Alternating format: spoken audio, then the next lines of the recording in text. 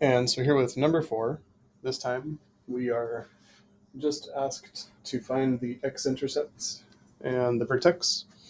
And as with problems prior to this one, I went ahead and graphed it on a program called GeoGebra so we can kind of see what's going on. It's not required that you graph this or learn how to use GeoGebra, of course, but this just provides a visual. And so I can see that the vertex is eventually going to end up being 4, -4. And then my x-intercepts, where it crosses the x-axis, are going to be 2 and 6. Or another way to say that is 2, 0, and 6, 0. And the interesting piece, and we talked about this a little bit in a previous problem, is this right here where it crosses the x-axis, and this right here is the answer to the problems that we've done in previous lessons when we've done the factoring scene. And so basically what we're going to do for this particular quadratic is we're going to factor it. We're going to find what values y are equal to 0 for, and that's going to be the place where it crosses the x-axis. Then finding the vertex is fairly simple. That's just the vertex formula, negative b over 2a. So since that piece is easier, let's go ahead and do the vertex first. And we recognize the vertex is going to be negative b over 2a. My b value is -8, and my a value is 1. So we have -8 over 2 times 1. We're going to get 8 over 2, which is 4. Now remember that that's our x value. We can see here that our x value did end up being 4 for where the vertex was. Now when we put that back in, we should get -4 as our y value.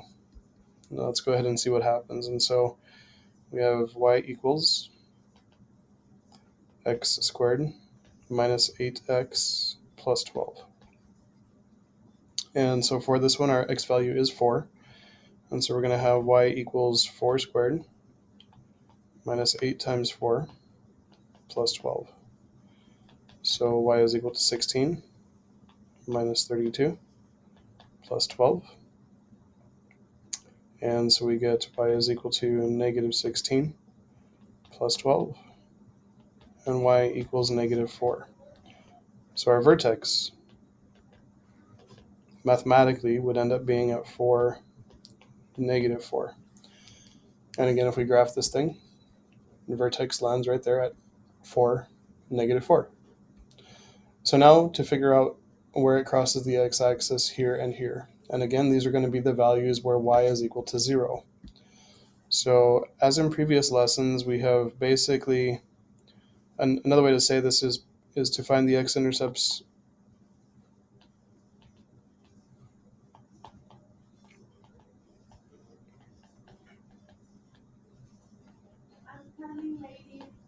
factor the quadratic. And this is the work we've done in previous lessons by either using the AC method or by using the quadratic formula.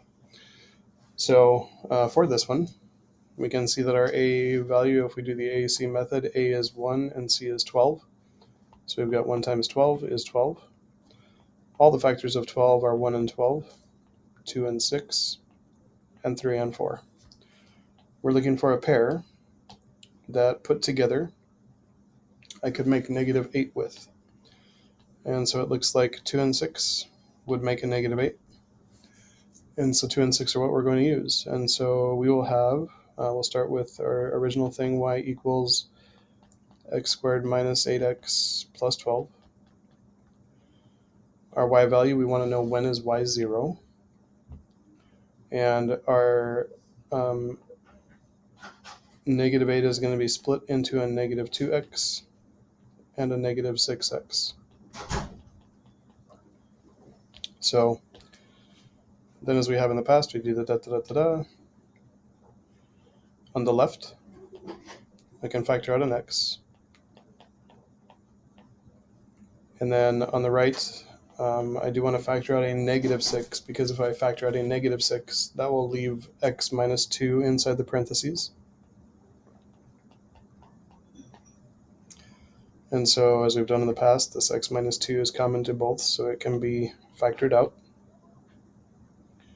So we have 0 is equal to x minus 2. And what remains is x plus a negative 6. We'll clean those signs up so that it reads x minus 6. And so now remembering from previous lessons, if x minus 2 is equal to 0, like if x was 2, that would make what I just highlighted in green 0. 0 times x minus 6 would be 0. So having a positive 2 would be one way to make this a true statement.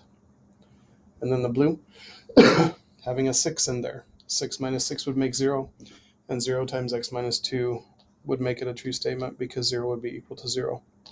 So what we've got to do, as we've done in previous lessons, is say, okay, how do I get 0 equal to x minus 2? And how do I get 0 equal to x minus 6? Because those will both be solutions. And so pretty simple to solve here. If 2 equals x, it's true. And if 6 equals x, it's true. And so those would be the places where the graph would cross the x-axis. And so the x-intercepts would be either at 2, 0, and 6, 0. And so let's take a look at the graph and see what actually happened. So it crossed the x-axis at 2, 0, and it crossed the x-axis at 6, 0. So those are our x-intercepts, 2, 0, and 6, 0. And then finding our vertex was something that we've done a couple times before, so that shouldn't feel new. But that's going to be it for number 4. I hope this is helpful.